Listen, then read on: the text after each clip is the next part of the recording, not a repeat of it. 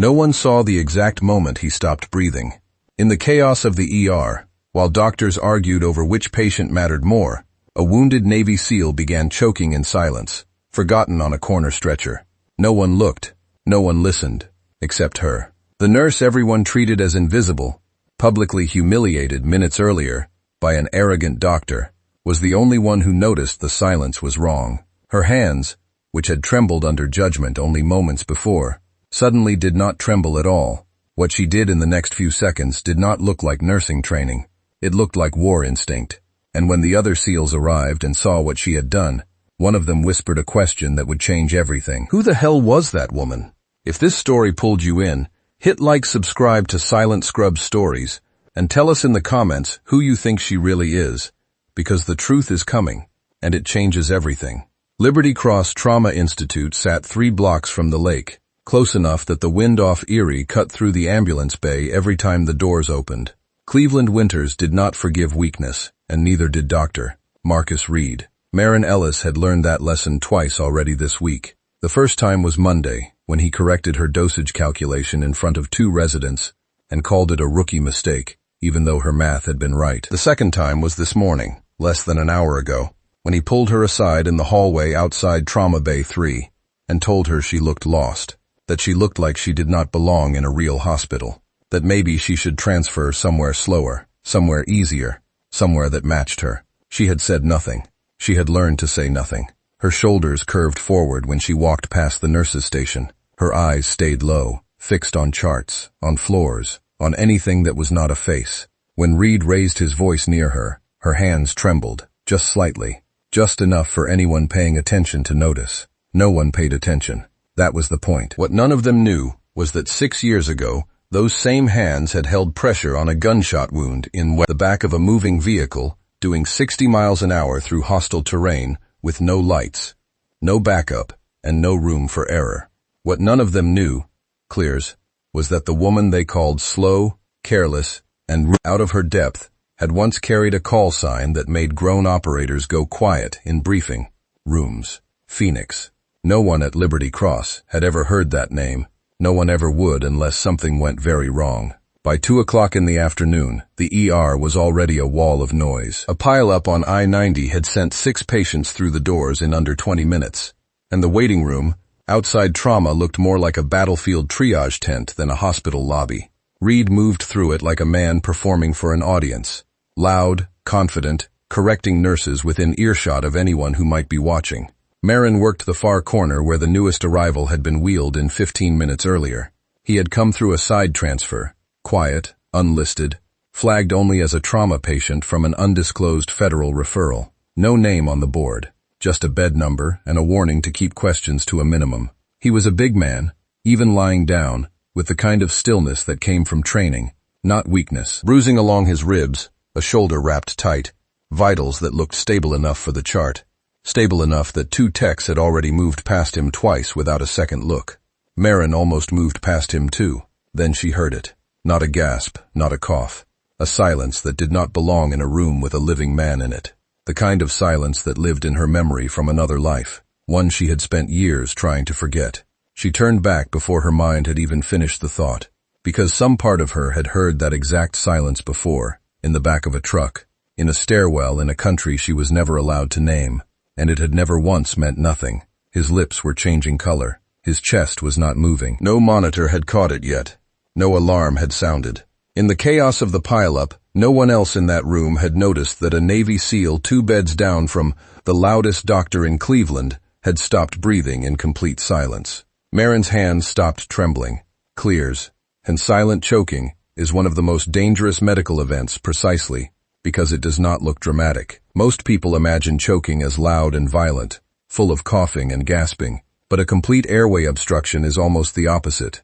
When an object fully blocks the trachea, no air can pass in either direction, which means there is no cough, no wheeze, no cry for help.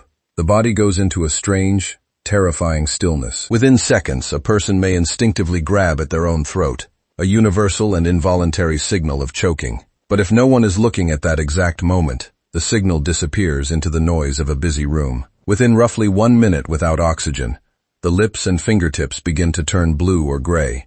a sign known as cyanosis. Within 3 to 4 minutes, the brain begins to suffer real damage from lack of oxygen.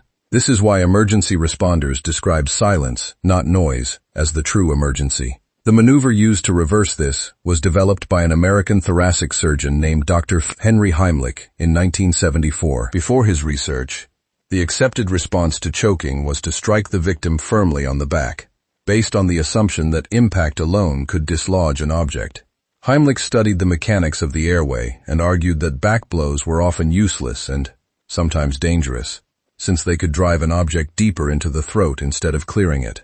He proposed a different method entirely, using the residual air already trapped in the lungs below the blockage. By applying firm, inward pressure just above the navel, a rescuer could compress the diaphragm and force that trapped air upward through the windpipe in a sudden burst, creating an artificial cough strong enough to physically eject the obstruction. His findings spread quickly through the following decade, taught informally in restaurants and community centers across the country, before becoming official protocol for the American Red Cross, and later, the American Heart Association. It remains one of the only medical procedures named directly after the person who invented it, a distinction earned because it fundamentally changed emergency response and saved an extraordinary number of lives in the decades since. Myra moved before she had time to think about moving. She stepped behind the stretcher and wrapped both arms around his torso from behind, her hands finding the space just above his navel with a certainty that belonged to someone who had done this before in far worse places than a hospital corner. Her fist formed on instinct, her other hand wrapped over it, fingers locking. She planted one foot forward for leverage and drove her hands inward and upward in a single sharp motion. Nothing. She adjusted her grip half an inch higher and tried again, harder this time. Her jaw tight, her breathing controlled. The rest of the room a blur of noise she had already tuned out. A tech walking past froze mid-step. A resident turned, confused, then stopped talking entirely. Somewhere behind her, Dr. Reed's voice cut off mid-sentence. Third thrust. His body jerked forward against her arms and a small object came loose from his throat, clattering somewhere near the floor. His chest expanded in one violent, desperate pull of air. Color rushed back into his lips in real time, blue-gray fading into something closer to human. His eyes opened, unfocused, then sharpened, locking onto the ceiling, then onto the small woman still braced behind him, with her arms wrapped around his ribs. The room went silent in a different way now. Not the silence of neglect, the silence of shock. Dr. Reed stood frozen near the nurse's station, a chart still open in his hand, his mouth slightly parted. Two techs stared at Marin like they were seeing her for the first time, which, in a way, they were. The patient, still catching his breath, lifted a hand weakly toward his own throat, then toward her, as if to check that what just happened had actually happened. Marin straightened, stepped back, and immediately reached for the call button, her voice steady and clipped as she rattled off vitals and instructions to the nearest nurse, like she had done it 1,000 times before. Her hands, moments ago wrapped around a dying man's ribs, were now perfectly still. Nobody in that hallway said a word for several seconds. Dr. Reed finally found his voice. It came out sharper than he meant it to, defensive in a way that surprised even him. "You never looked at me." "You only looked down," Marin thought, but did not say, because the thought was not about him choking. It was about every hallway conversation, every correction in front of residents, every time he had made her feel small enough to disappear. What she said out loud was simpler. He was not getting air. Now he is. The next few minutes blurred into procedure. A cardiac monitor was wheeled over.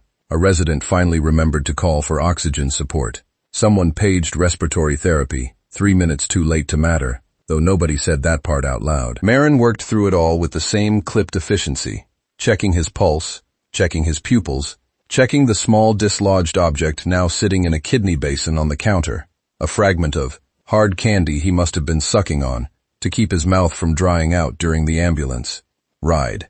Small enough to seem harmless, small enough that nobody had thought to ask. Dr. Reed recovered his voice somewhere around the 4th minute, though it came out thinner than his usual tone, stripped of its practiced condescension. "Someone document this properly," he said to no one in particular, already reaching for his own clipboard, already rehearsing how this would read in his version of the incident report. Myra said nothing. She had learned a long time ago that men like Reed needed the story to belong to them, And arguing over ownership of a moment like this one was a fight that cost more than it was worth. What mattered was the man breathing again in front of her, blinking up at the ceiling tiles like he was trying to remember which country he was in. "You are okay," she told him quietly, her voice dropping into something gentler than the tone she used with staff. "You are safe. You are at a hospital in Cleveland. You had something caught in your airway. It is out now." He turned his head slightly, taking her in for the first time with something sharper than confusion. His eyes moved over her face, then down to her hands, still faintly trembling now that the adrenaline had nowhere left to go. A small human detail that did not match the certainty of what those hands had just done. "Who are you?"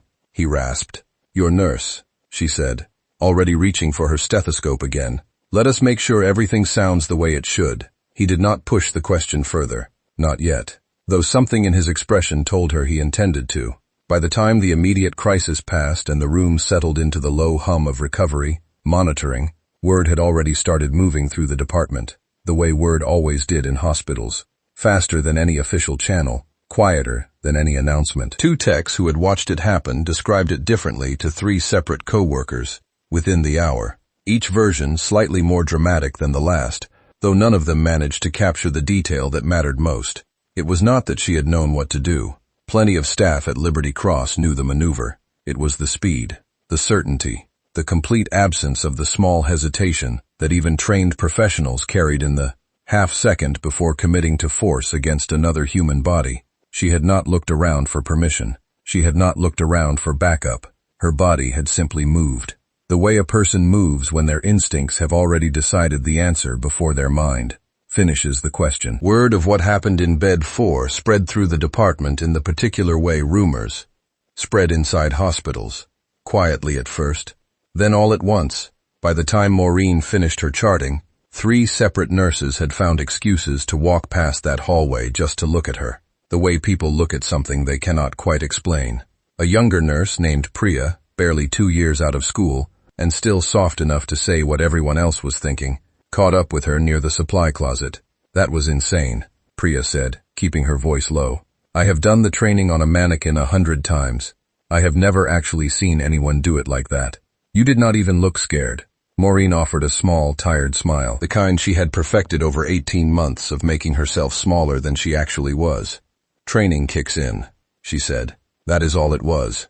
Priya did not look entirely convinced, but she let it go, the way most people at Liberty Cross would learn to let things go over the following days, choosing comfort over curiosity because the alternative required confronting how little they actually knew about the woman who had spent a year and a half refilling supply carts and eating lunch alone in her car. Dr. Reed, for his part, spent the rest of his shift unusually quiet, a silence that unsettled the staff far more than his usual volume ever had. He signed off on charts without his typical commentary. He avoided the hallway near Bed 4 entirely, taking a longer route around the nurses' station, rather than walk past the spot where he had stood frozen, clipboard in hand, while a nurse he had mocked less than an hour earlier saved a man's life in front of him.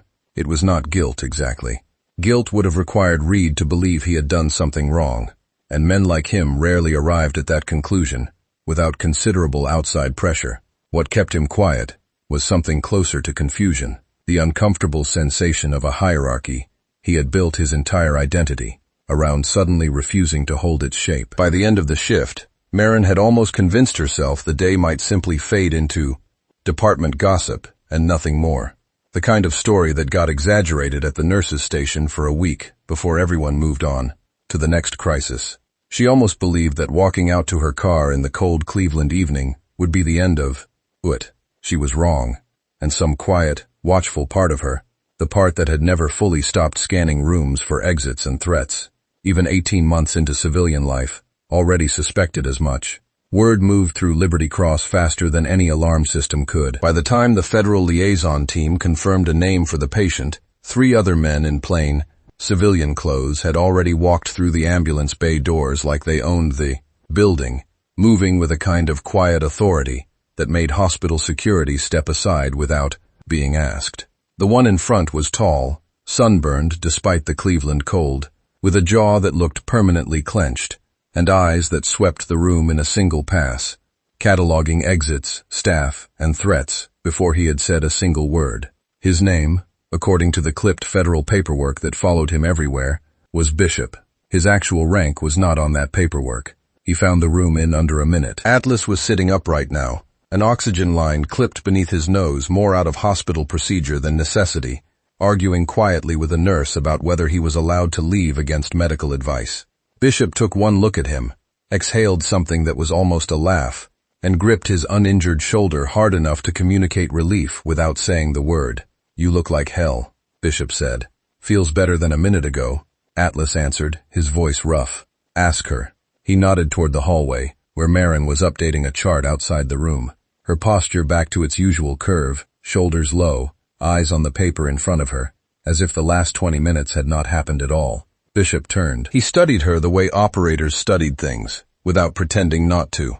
Petite, blue scrubs a size too big, hair falling loose from a ponytail that had given up sometime during the pile-up. Nothing about her read as remarkable, which was exactly the kind of detail that made men like Bishop pay closer attention, not less.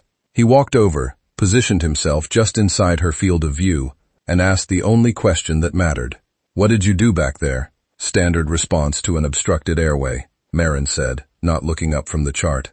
"Abdominal thrusts. He is stable now." Bishop did not move. "That is not what I am asking," he said. "I am asking who taught you to do it that clean, that fast, with zero hesitation, while a doctor twice your seniority stood there doing nothing."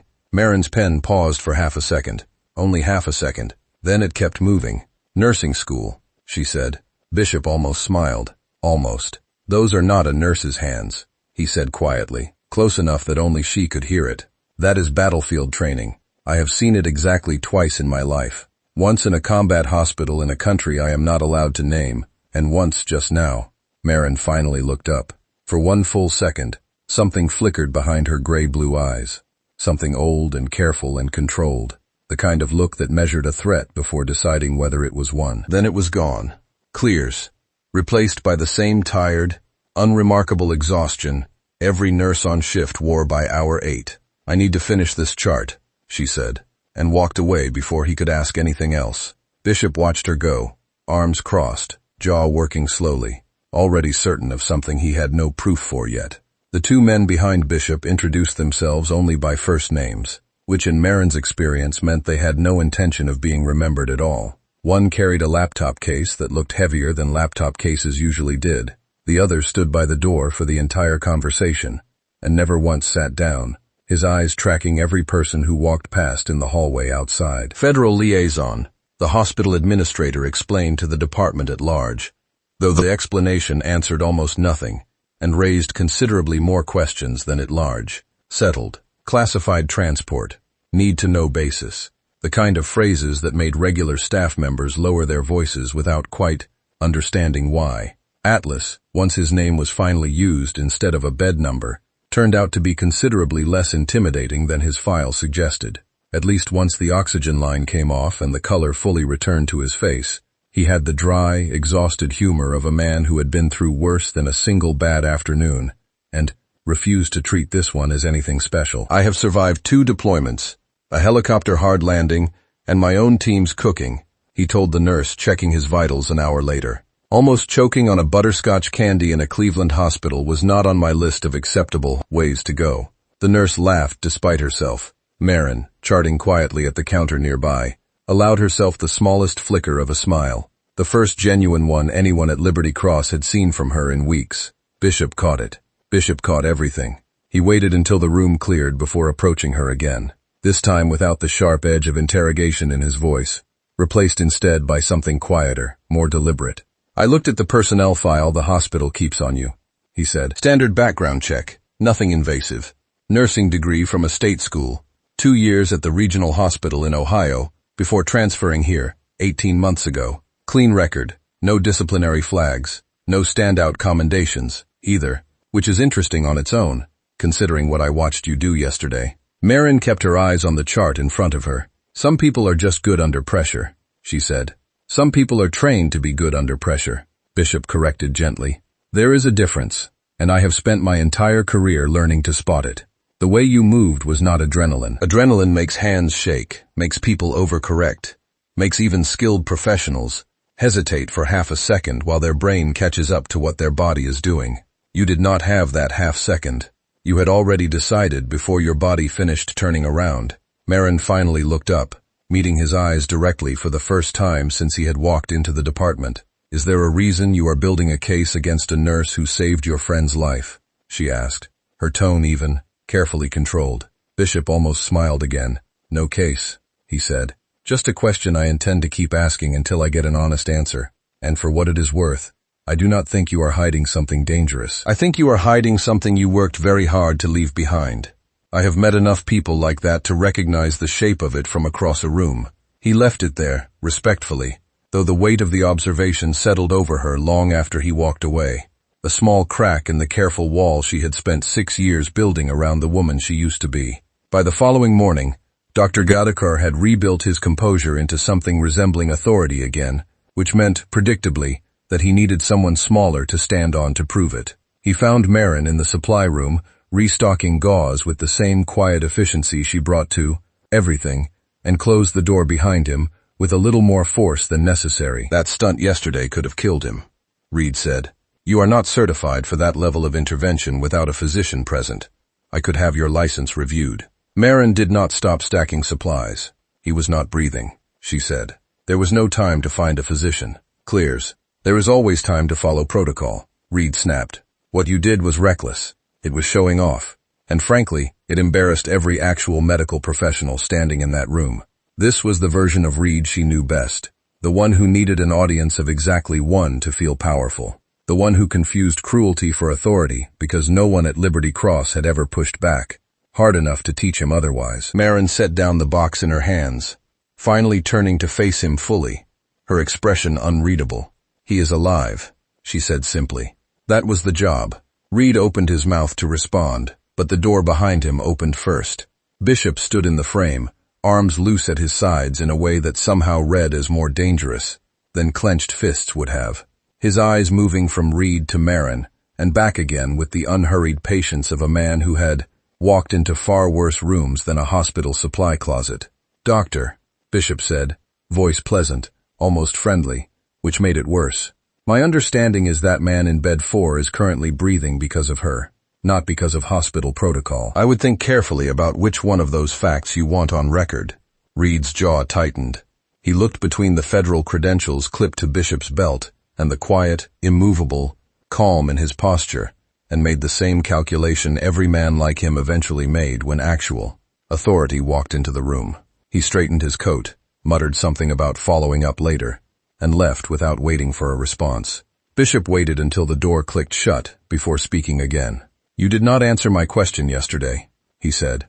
"I answered it," Marin said. "You just did not like my answer." Bishop studied her for a long moment. Long, the kind of silence that in his world usually meant a decision was being made. "Atlas is being transferred to a federal facility tomorrow for evaluation," he said finally.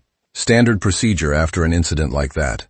Before he goes, he asked to see the nurse, who noticed what nobody else did." Maharan's shoulders tensed, almost imperceptibly. "I am sure plenty of staff noticed," she said. "No," Bishop said, voice quieter now. "Just you. In a room full of trained medical professionals staring at monitors, you heard a silence the machines did not catch. That is not luck. That is not nursing school. And I intend to find out exactly what it is, whether you want me to or not." He turned to leave, then paused at the door, glancing back at her with something between suspicion and reluctant respect. "For what it is worth," he added. "Whatever you used to be before those scrubs, it saved his life yesterday. I do not forget that kind of debt." The door closed behind him, and Marin stood alone in the supply room, gauze, clears, forgotten in her hands, staring at nothing in particular, aware that somewhere down the hall, a man who noticed everything had just decided to notice her. Word of the confrontation between Bishop and Dr. Pareed reached hospital administration by noon, arriving in the sanitized, careful language administrators always used when they wanted to address a problem without admitting one existed. Marin was called into a small conference room an hour later where the hospital's chief administrator, a tired-looking man named Whitfield, who avoided conflict the way some people avoided bad weather, sat across from her with a folder he clearly did not want to open. "There is no formal complaint," he said carefully, which surprised her slightly. "Doctor, Reed raised concerns about protocol adherence, but frankly, given the outcome, and given that a federal liaison officer personally vouched for your actions this morning, legal has advised me to consider this matter closed. Marin said nothing, waiting for the part that always came next in conversations like this one. Whitfield continued, choosing his words with visible caution. That said, this hospital has procedures for a reason, and I would ask that in the future, if a physician is present, clears, you defer to their judgment on intervention, regardless of circumstances, even if deferring costs a patient his life, Marin said quietly. Whitfield did not have an answer for that, and they both knew it. He closed the folder without opening it, and dismissed her with the kind of relief particular to men who preferred problems to disappear rather than resolve. Back on the floor, the department had shifted around her in small, quiet ways that she noticed, even if no one said anything directly. A tech who normally ignored her held a door open. A resident who had laughed along with Reed's jokes at her expense last week now avoided eye contact entirely, uncertain how to recalibrate his opinion of someone he had spent months dismissing. Nothing had been said aloud, and yet everything had changed, the way a single crack changes the entire structure of glass even before it shatters. She caught her own reflection in the window of an empty exam. Clears, room near the end of her shift, oversized blue scrubs, tired eyes, hair falling loose around her face, and for one unguarded moment allowed herself to remember the last time hands like hers had moved that fast for a reason that mattered. A different hospital, a different country, a different name entirely. She pushed the memory down the way she always did, folded it small enough to fit back into the space she kept for it, and continued down the hallway toward her next patient. The same quiet, unremarkable nurse everyone at Liberty Cross believed her to be, at least for one more day. But somewhere down that same hallway, a man with no last name on record and a folder that did not officially exist was already making calls she could not hear, setting in motion a chain of questions that would not stop until someone finally said the word she had spent 6 years trying to bury: Phoenix. That night, alone in the small apartment she rented 10 minutes from the hospital, Marin sat at her kitchen table with a cup of tea long gone cold, staring at a phone she had not used to call anyone from her old life in over 5 years. The apartment held almost nothing personal, a single framed photograph face down in a drawer rather than displayed on a shelf, a duffel bag in the closet packed with the kind of efficiency that had nothing to do with moving house and everything to do with muscle memory that never fully switched off. She had built a life designed to be invisible, and for 18 months, it had worked exactly as intended. Bishop's words from that afternoon kept circling back to her, quiet and persistent. Whatever you used to be before those scrubs, it saved his life yesterday. I do not forget that kind of debt. Debts, in her experience, were rarely left unpaid by men like Bishop. Men who noticed everything did not simply notice and walk away. They filed it. They investigated it. They waited for confirmation before they acted. And confirmation had a way of finding people no matter how carefully they buried their old names. She thought about Atlas, still recovering down the hall from a candy that nearly killed him in a baton. She thought about the sound of his silence, the specific, particular absence of noise that only someone trained to expect the worst would ever learn to hear over the ordinary chaos of an emergency room. She had promised herself 6 years ago, standing in a debrief room she was never allowed to describe to anyone, that she was finished. Finished with call signs and classified transports, and the particular weight of being the only person in a room capable of keeping someone alive when everyone else had already given up. She had traded Phoenix for Marin, traded tactical gear for scrubs 2 sizes too big, traded command for quiet, deliberate invisibility, because invisibility, she had believed, was the only version of peace still available to her. Yet here she was, 18 months into that careful reinvention, and one man's chance encounter with a piece of candy had cracked the foundation of it in under 60 seconds. She closed her eyes, exhaled slowly, and did the only thing that had ever studied her in moments like this one. She counted backward from 10, the way she had taught dozens of younger operators to manage the first wave of panic before it could take root. And by the time she reached 1, her hands were steady again, her breathing even, her mind quiet in the particular way that had once made her very good at her job, and now made her very good at hiding from it. Tomorrow, she told herself, she would go back to work, refill the supply carts, chart the vitals, keep her eyes low and her shoulders curved, and hope that whatever Bishop intended to do with his suspicions, it would take longer than the world usually allowed people like her. She was wrong about that, too, though she would not learn how wrong until 3 days later, when a black federal vehicle pulled into the Liberty Cross parking lot during the middle of her shift, carrying a man she had once called Commander, and a question she had spent 6 years running from, finally arrived to collect its answer. 3 days passed, the way Marin had hoped they would. Quietly, uneventfully, filled with nothing more dramatic than restocked supply carts and the ordinary rhythm of 12-hour shifts. Atlas had been discharged to a federal medical facility for further evaluation, and with him gone, the department slowly returned to something resembling its usual noise level. Dr. Reed resumed his usual volume, though with noticeably less venom directed at her, a small mercy she recognized for exactly what it was, caution rather than respect. She almost let herself believe the worst of it had passed. On the second day, hospital administration quietly closed the file on the entire incident, a single paragraph buried in a weekly summary report that most staff would never read. Whitfield, the administrator, seemed relieved beyond measure to file the matter under resolved. No further action required, a phrase that in his world functioned as both closure and prayer.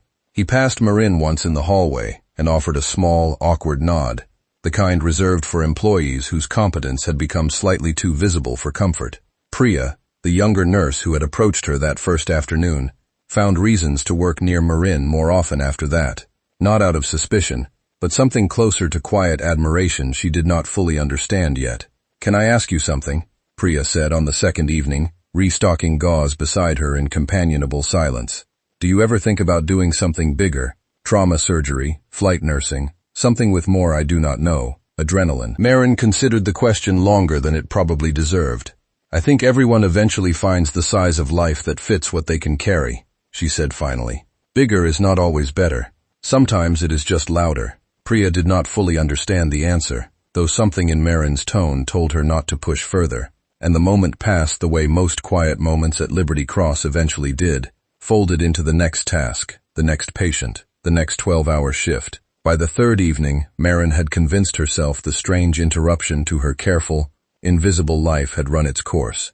Bishop had not returned.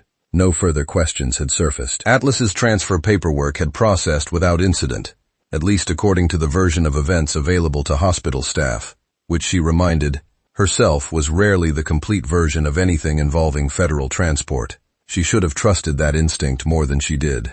The black federal vehicle arrived on a Thursday afternoon, sliding into the ambulance bay with a precision that immediately set every experienced nurse on edge, because vehicles that parked like that rarely brought good news. Bishop stepped out first, jaw set, eyes scanning the entrance before he had fully closed the door behind him. 2 other men followed, both wearing the same carefully unremarkable civilian clothes that somehow still managed to look like a uniform.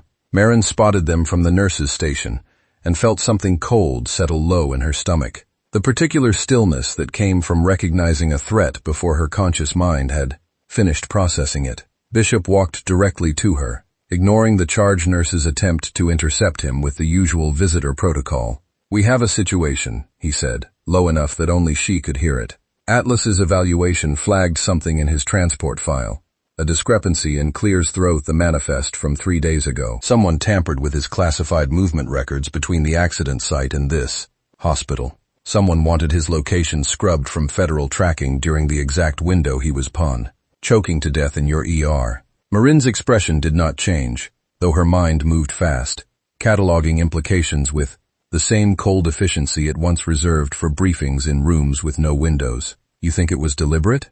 she said.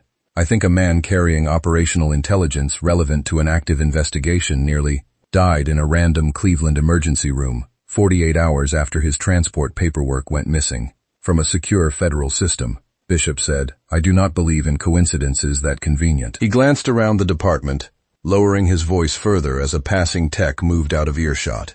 "There is more," he said. The candy that lodged in his throat did not arrive by accident either. Our lab flagged an unusual residue on the wrapper, something that would have caused mild throat swelling on its own, even without a physical obstruction. Someone wanted him vulnerable during transport, and someone very nearly succeeded. In a building full of people trained to save lives, Marin felt the old, familiar chill settle into her spine. the sensation of a mission briefing beginning whether she had agreed to attend it or not. "Who else knows he is here?" she asked. "Fewer people than should," Bishop said grimly. "Which means someone with access leaked it anyway." Before she could respond further, the ambulance bay doors opened again, and this time it was not federal agents walking through them. 3 men in maintenance uniforms crossed the lobby with the unhurried, deliberate pace of people who wanted to look bored. Though Marin clocked the earpiece on the tallest one within 2 seconds, the kind of detail an ordinary nurse would never have noticed, and a trained operator could not help but see. "Bishop," she said quietly, not moving her eyes from the men. "Those are not hospital maintenance staff." Bishop followed her gaze, and his posture shifted instantly from federal liaison to something considerably more dangerous. "How certain are you?" he asked, already reaching for the radio clipped inside his jacket. "Certain enough that I would already be moving if you were not standing next to me," she said. The memory came fully formed, the way certain memories always did, arriving whole instead of in fragments. Every detail intact, no matter how many years she had spent trying to file it somewhere she would not have to revisit it. The vehicle had been moving at close to 60 miles an hour down a rutted supply road, headlights off per protocol, the darkness broken only by intermittent flashes from the exchange of gunfire somewhere behind them. The man on the floor of that vehicle had taken a round through the upper thigh, close enough to the tuve femoral artery that every jolt of the vehicle threatened to finish what the bullet had started. She remembered the specific texture of his uniform under her hands, soaked through. Remembered the particular sound his breathing made as shock began setting in, shallow and fast and utterly silent in the way that mattered most. There had been no monitors in that vehicle, no overhead lighting steady enough to properly assess his color, only her hands, her training, and the absolute certainty that the next 90 seconds would decide whether he lived long enough to see a real hospital. She had packed the wound with what she had, applied pressure with a precision that came from muscle memory built through repetition. Most people would never have to survive, and talk to him the entire time in a low, steady voice that had nothing to do with comfort and everything to do with keeping him conscious long enough to matter. "Stay with me," she had told him then, the same 3 words she would find herself thinking, though not saying, 3 days ago in a Cleveland emergency room, while a different man's chest refused to move. He had survived. Most of them had over 4 years that blurred together into a single continuous exercise in controlled, focused defiance against the particular arithmetic of violence and blood loss. It was the ones who had not survived with her longest, their faces sharper in memory than the ones she had saved. An unfair weighting of grief that she suspected every medic in her position eventually learned to carry without ever fully making peace with it. She had left that life for reasons that were entirely her own, reasons that had nothing to do with fear and everything to do with a specific kind of exhaustion that came from being the only person standing between someone and the worst possible outcome, over and over, for years, without ever being permitted to fully process any single loss before the next one demanded her attention. Liberty Cross had offered something different, slower, quieter, a version of medicine that came with backup, with monitors, with actual walls between her and the violence she had spent 4 years absorbing directly into her own hands. It had worked for 18 months, exactly as she had hoped it would, until a piece of candy lodged in the wrong throat at the wrong moment, and the quiet, careful woman she had built herself into discovered that the silence she had once feared most was also the only sound in the world she had ever truly known how to answer. While Bishop's men fanned out to establish a perimeter around the ambulance bay, Marin found herself standing very still for a moment, caught in a memory she had not let surface in years. She had been 26 the first time she watched a man's lips change color in front of her, in a stairwell somewhere she was never permitted to name, 3 floors below ground level, with no equipment beyond a field kit, and the certainty that if she hesitated even a second, the man in front of her would not survive long enough for proper medical transport to arrive. She remembered the particular quality of that silence, too. The way real emergencies rarely announce themselves with noise, the way the body simply began failing in the quietest possible way, as if death itself preferred not to draw attention until it was already too late to stop. She had saved him. She had saved most of them. Over 4 years of deployments, she was still not permitted to fully describe, even to herself, in the privacy of her own thoughts, though the ones she had lost stayed with her longer and louder than the ones she had not. It was one of those losses, a young operator barely out of his 20s, that had finally sent her looking for an exit from that life entirely. The specific weight of a name she still could not say out loud without her throat tightening, involuntarily. She had told herself, walking away from that life, that quiet civilian work would be enough, that refilling supply carts and taking blood pressure readings would give her hands something gentler to do, something that did not require her to measure a stranger's life in seconds and instinct. For 18 months at Liberty Cross, that had almost been true. Almost. Bishop's voice pulled her back to the present, sharp and immediate. "Ellis," he said, using the only name he currently had for her. "Are you with me?" "I am with you," she said, and meant it, though some quiet, watchful part of her recognized the uncomfortable truth settling into place. The version of herself she had spent 6 years trying to bury had never actually left. It had simply been waiting, patient and unhurried, for a silence loud enough to call it back out. The lockdown happened faster than hospital protocol had ever accounted for, mostly because Morant initiated it herself, 3 full seconds before Bishop's team could react. Using a maintenance override code that should not have existed anywhere in her nursing credentials. "Doors sealed. Wing B," she said, her voice suddenly carrying an authority that made the charge nurse beside her freeze mid-breath protest. "Get every ambulatory patient into interior rooms, away from windows and corridors. Now." "Where did you learn that override code?" the charge nurse asked, stunned.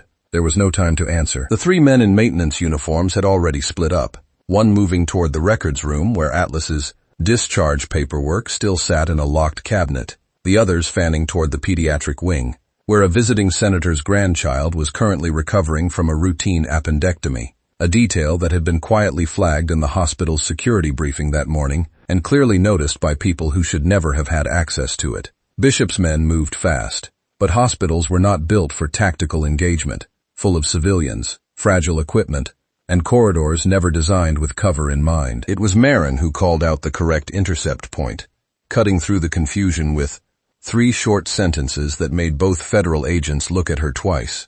"Records room has 1 entrance. Force him toward pediatric and he funnels through radiology. I can get you eyes on that hallway in under a minute." Bishop did not ask how. There was no time left for questions, only trust, and something in her voice made trust the easier choice. The hospital's overhead announcement system, normally reserved for mundane paging, crackled once with a coded phrase that meant nothing to ordinary staff, and everything to trained personnel. A phrase Marin had inserted into the system years ago during an earlier consultation Bishop's forms team did not yet know she had quietly assisted with. "Doors along Wing B sealed in sequence." A cascading series of clicks that echoed down the corridor like dominoes falling in reverse. A young resident, caught in the open hallway when the doors began locking, froze in confusion until Marin's voice cut through the intercom system, calm, precise, unmistakably in command. "Get into the nearest room. Lock the door behind you. Stay away from the corridor sidewall." He obeyed without questioning why a nurse was suddenly giving orders over hospital-wide intercom. Some instinctive part of him recognizing authority regardless of the uniform delivering it. She moved through the hospital the way she had once moved through buildings that were never meant to be survived. Low, efficient, reading angles and sight lines instead of hallway numbers. Her oversized scrubs no longer looking oversized, so much as simply irrelevant to the person wearing them. A young nurse froze near the radiology door, and Marin redirected her without breaking stride, her tone calm enough to cut through panic without raising her voice at all. "Get behind the lead wall. Stay low. You will be fine." Meanwhile, the man assigned to the records room found the locked cabinet exactly where Bishop's earlier intelligence had flagged it, though he had not accounted for the possibility that hospital security cameras, quietly repositioned days earlier at Marin's private suggestion, following Clear's her earlier conversation with Bishop, now covered an angle the original blueprint never included. Federal agents converged on that position within 90 seconds, catching him mid-attempt at the cabinet lock. His surprise evident even through the maintenance uniform, meant to make him invisible. The man heading for the pediatric wing rounded the corner into radiology exactly where she predicted, and found himself facing not a frightened nurse, but a woman standing perfectly still, weight balanced, hands loose at her sides, in a stance that had nothing to do with nursing school. He hesitated for half a second.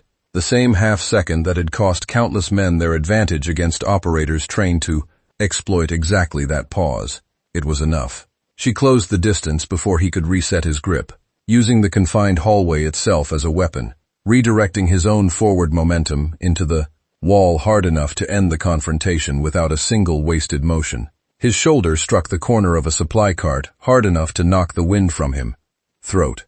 And before he could recover his footing, she had already secured his wrist behind his back, pinning him against the wall with the kind of controlled, economical pressure that ended fights before they properly began. Bishop's men arrived 4 seconds later to find him already restrained, disarmed, and considerably more confused about his afternoon than he had planned to be. The third man, cornered near the ambulance bay by 2 federal agents who had anticipated his retreat route with unusual precision, surrendered without resistance the moment he realized the building itself had turned against him. Every exit anticipated, every hallway monitored, every advantage he believed he carried, quietly stripped away by someone he never once saw coming. Bishop stood in the doorway of radiology, breathing hard from the sprint across the wing, staring at the small woman in bright blue scrubs, standing over a subdued intruder twice her tame size. "Explain that," he said, once his breathing steadied. Marin straightened, brushing a strand of loose hair from her face,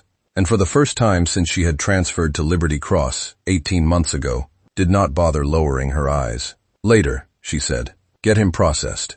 Then we talk." The all-clear came 15 minutes later, delivered through the same intercom system that had, for one strange and unforgettable afternoon, briefly belonged to a woman none of them had truly known until that moment. Staff emerged from locked rooms slowly, cautiously, exchanging confused glances and half-formed questions that would circulate through the department for weeks afterward, though none of the official reports would ever fully capture what those closest to it had actually witnessed. Whitfield spent the following 2 hours fielding calls he had never trained for, starting with a visibly shaken aide from the senator's office demanding to know how armed intruders had gotten within 2 hallways of a sitting senator's grandchild, and ending with a quiet, carefully worded call from a federal press liaison instructing him, politely but unmistakably, that none of what happened that afternoon would appear in any public record, ever, under any circumstances. He found Marin afterward in the break room, still in her scrubs, drinking coffee that had clearly gone cold an hour earlier. "Do you have any idea what almost happened today?" he said, though the accusation in his voice had softened considerably from where it usually sat with her. "I have a fairly precise idea, actually," Marin said. Whitfield sat down across from her, rubbing his face with both hands in the universal gesture of a man reconsidering every assumption he had built his career on. "The senator's office wants to send a formal thank you," he said, "to the hospital. Federal liaison wants it kept quiet instead, for reasons I am apparently not cleared to fully understand. And somewhere in the middle of that, I have an employee who single-handedly organized a hospital-wide lockdown using an override code that, according to my own IT department, should not exist in any system they manage." "I can explain the code," she said. "I am almost afraid to hear it," Whitfield admitted. "It exists because 6 months ago, after reviewing this hospital's emergency response protocols on my own time, I flagged 3 vulnerabilities to your security team anonymously," Marin said. "One of them involved exactly this scenario. Nobody asked who submitted the report. I assumed nobody would ever need to know." Whitfield stared at her for a long moment, something between disbelief and reluctant respect settling into his tired expression. "You have been quietly fixing this hospital's security gaps for 6 months, he said slowly, "and none of us noticed." "That tends to be the pattern with me," Marin said, without a trace of self-pity in her voice. Simply a tired, plain statement of fact. Whitfield exhaled slowly, the particular exhale of an administrator recalculating an entire employee file in real time. "Whatever budget I need to find to keep you doing that officially," he said, "I will find it." Priya was 2 rooms away when the intercom crackled with Marin's voice, and for a moment she simply stood frozen, certain she had misheard the tone of quiet, absolute command coming from someone she had spent the last 3 days quietly admiring for entirely different reasons. "Get into the nearest room," the voice repeated. "Lock the door. Stay away from the corridor side wall." Priya obeyed instantly, pulling a frightened elderly patient with her into the nearest supply closet and locking the door with hands that shook more than she wanted to admit. Through the thin wall, she could hear footsteps moving with a speed and precision that did not belong to hospital staff, followed by a sudden sharp scuffle that ended almost as quickly as it began. She counted her own breaths, the way she had been taught in nursing school for managing patient panic. Though nothing in nursing school had prepared her for crouching in a supply closet while a lockdown she did not understand unfolded somewhere just beyond the door. When the all-clear finally came, delivered again in that steady voice over the intercom, Priya emerged slowly, her elderly patient gripping her arm for support, both of them blinking in the sudden brightness of the hallway lights. She found Marin near radiology, 20 minutes later, calm, composed, giving quiet instructions to a federal agent, as though the last half hour had been an ordinary Tuesday, rather than an attempted intercept of classified transport intelligence inside a civilian hospital. "That was you," Priya said, still slightly breathless. "On the intercom. Clears. That was your voice." Marin met her eyes, and for once did not immediately look away or offer a deflection. "It was," she said simply. Priya opened her mouth to ask a dozen questions at once, then closed it again, some instinct telling her that whatever answer existed behind that steady, unshaken calm was not one that would arrive easily or all at once. "I am glad you are the one who was here today," Priya said instead, quietly, and meant every word of it. "So am I," Marin admitted, surprising herself with how true the sentence felt once she said it out loud. They talked in the same conference room where hospital administration had once tried to quietly bury a complaint against her, though this time the only other people present were Bishop, a senior federal investigator flown in on short notice, and Dr. Reed, summoned by an administrator desperate to understand how his hospital had briefly become the site of an attempted federal intercept operation. Clear's throat, Marin sat across from all of them, spine straight, hands folded, the posture of someone who had briefed rooms exactly like this one, more times than she could count in another life. "My name was not always Marin Ellis," she said, and the room went silent in the particular way. Rooms go silent when the truth finally arrives, after everyone has spent days circling it. 6 years ago, I held a different rank, and a different name existed for the version of me who held it. My team called me Phoenix. Bishop closed his eyes briefly, less from surprise, and more from the quiet satisfaction of a suspicion finally confirmed. "I led a joint special operations medical unit attached to a task force most of you will never see documentation for," Marin continued.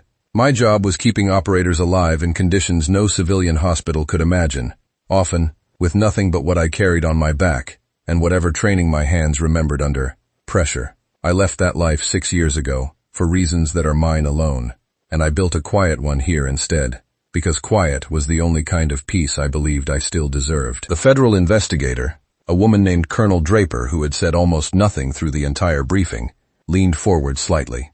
"For the record," Draper said, "your former service record has been requested for cross-reference. It will confirm everything you have said, and considerably more that this room does not need to hear today." Marin nodded once, acknowledging the confirmation without needing to see the file herself. Dr. Reed, silent for most of the entire conversation, stared at her with an expression caught somewhere between disbelief and something closer to shame. "The man you intervened on 3 days ago," Bishop said quietly, filling in the piece she had left unspoken. "Atlas served under a commanding officer whose call sign was Phoenix during a rotation that still carries redacted status in 3 separate federal systems. He recognized something in the way you moved, even half-conscious. He simply did not have the words for it until now. He asked to thank you personally," Bishop added, formally, "once his evaluation clears.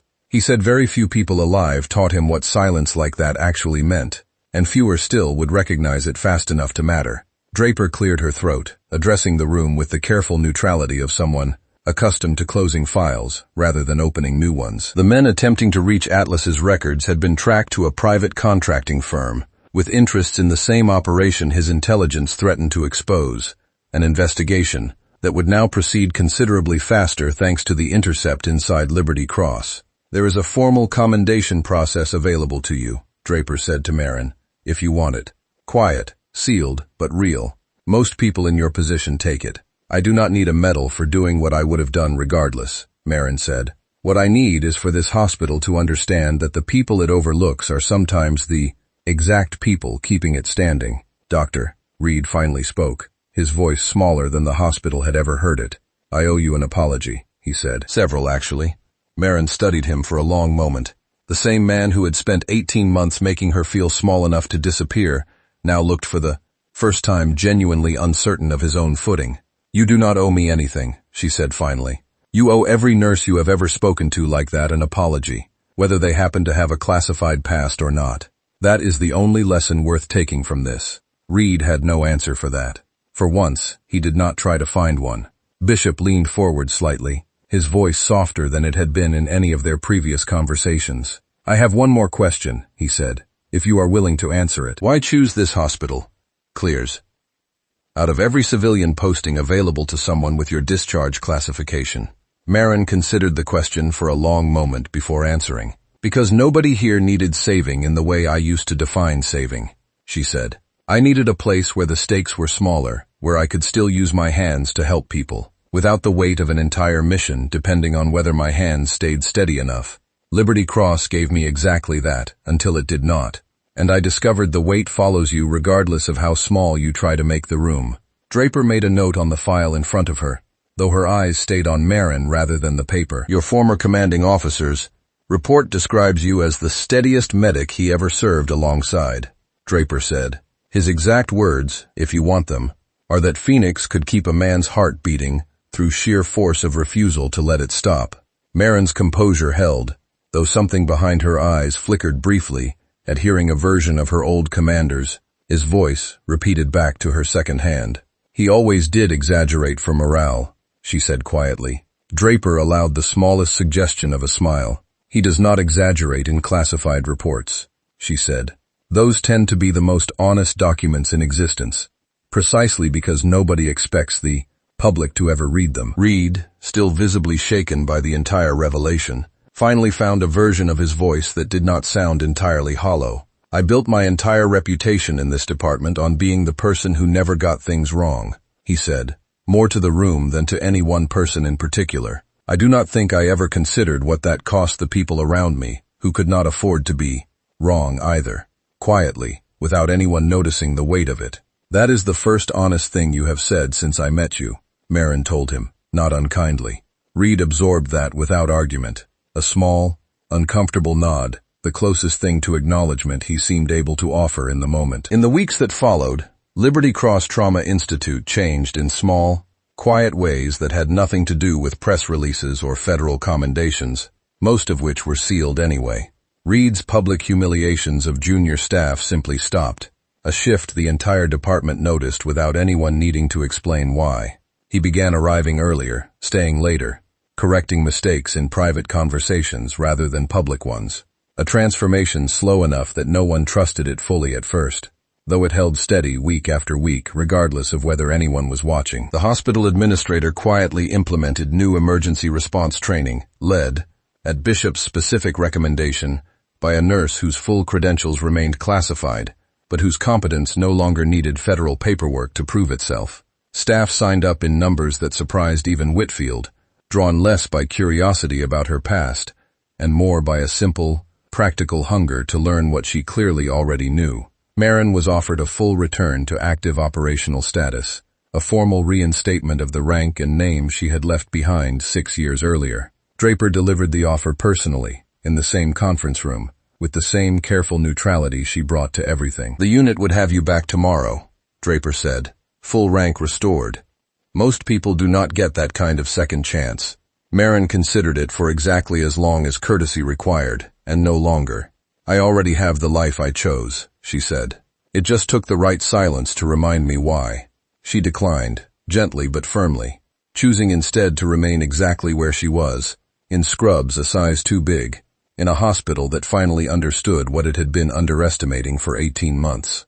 She did agree to one condition, quietly, Clear's throat, without ceremony. Twice a month she would train hospital staff in trauma response methods most civilian nurses never encountered, sharing exactly as much of her past as necessary, and not one detail more.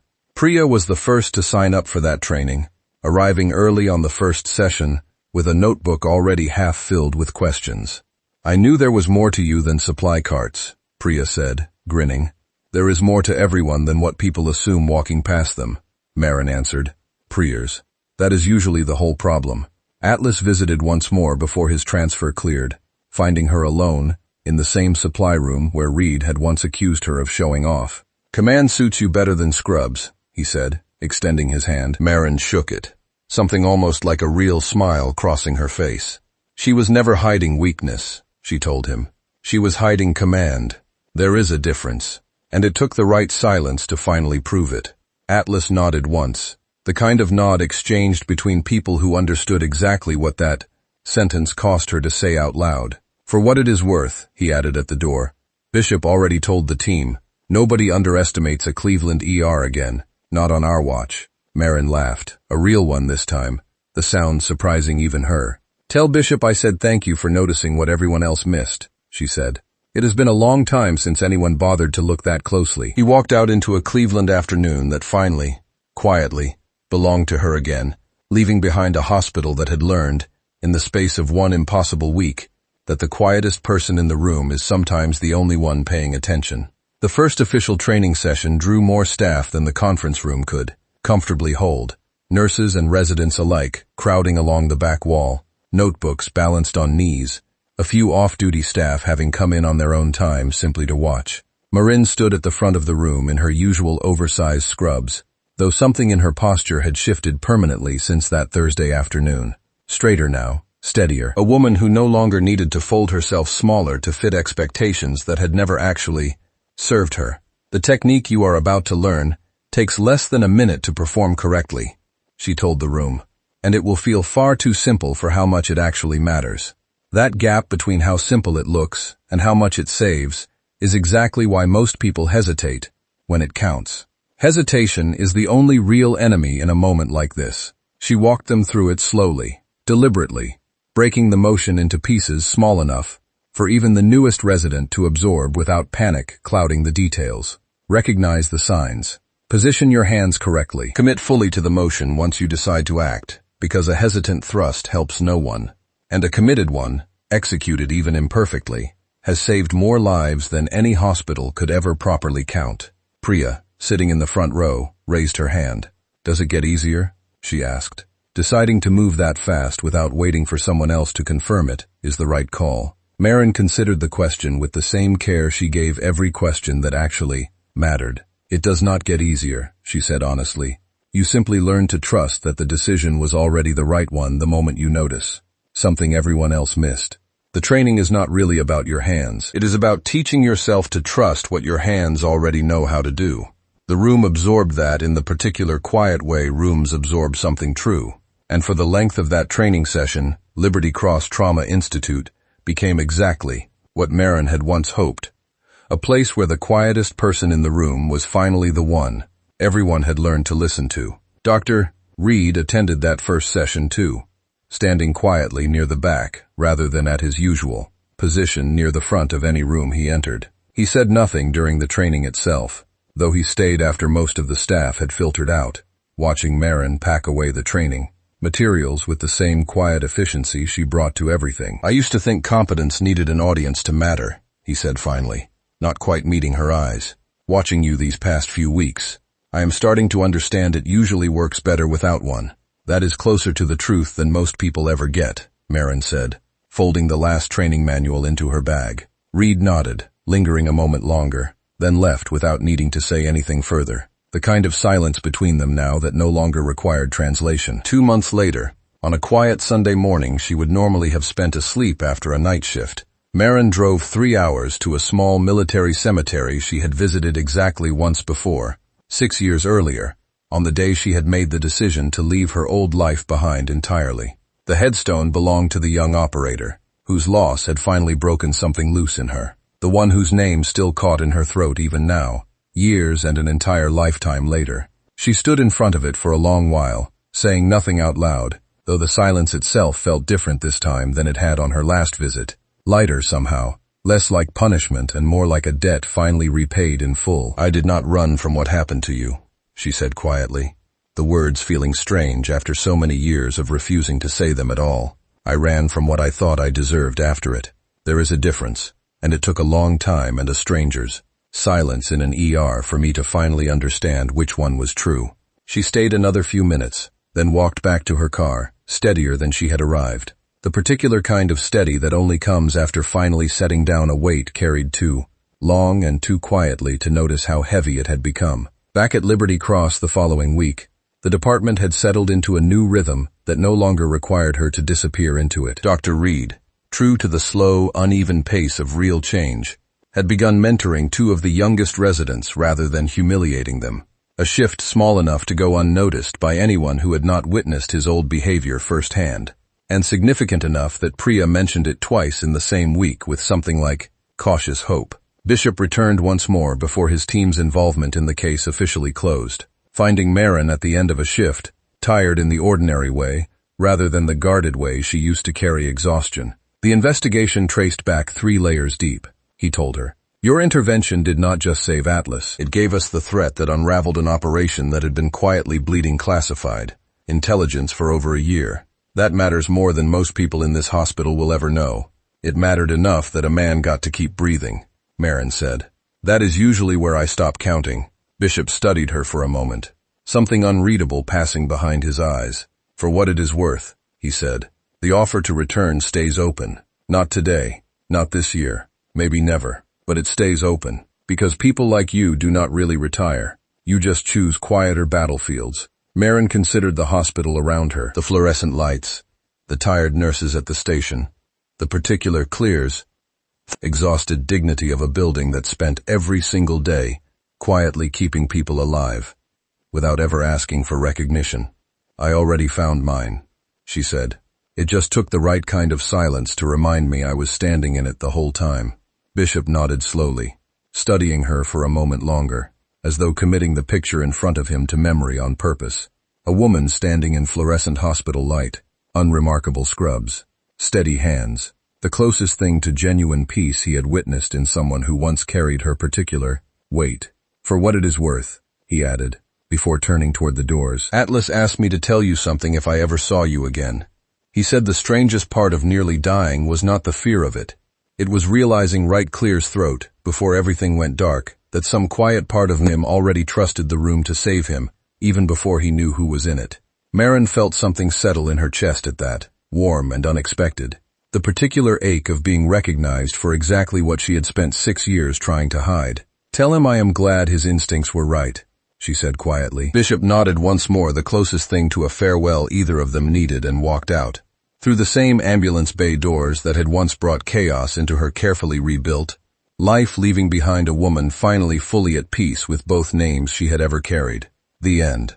A final word about the moment that started it all. Every story in this series carries a little truth hidden inside the fiction, and this one carries something worth carrying with you long after the screen goes dark. What Marin did in that hallway was not something reserved for soldiers, medics, or people with a hidden past.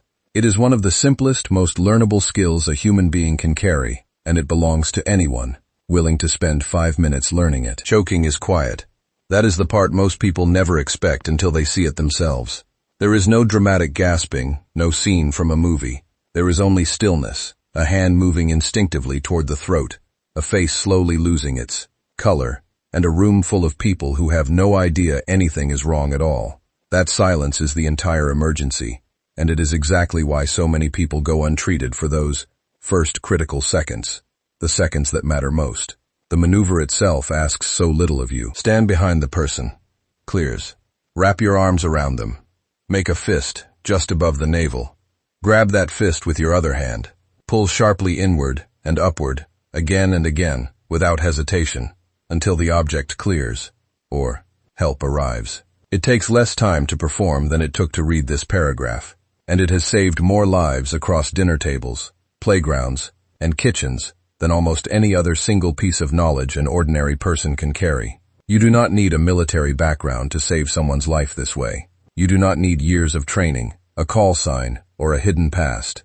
You simply need to know it exists, to recognize the silence for what it is, and to be willing to move the moment you notice it. The same way Marin moved, the same way anyone reading this could move, starting today. Learn it once. Practice it if you can, even just in the air, so your hands remember the shape of it. Teach it to someone you love. You may never need it, but somewhere, someday, in a kitchen or a restaurant or a quiet corner of a room, nobody else is watching closely enough. That knowledge might be the only thing standing between a life continuing and a silence nobody catches in time. Be the one who notices, That is the story of the day silence became the loudest sound in the room. If it moved you, hit like, subscribe to Silent Scrub Stories, and drop a comment telling us which moment hit hardest, because more stories like hers are already on the way.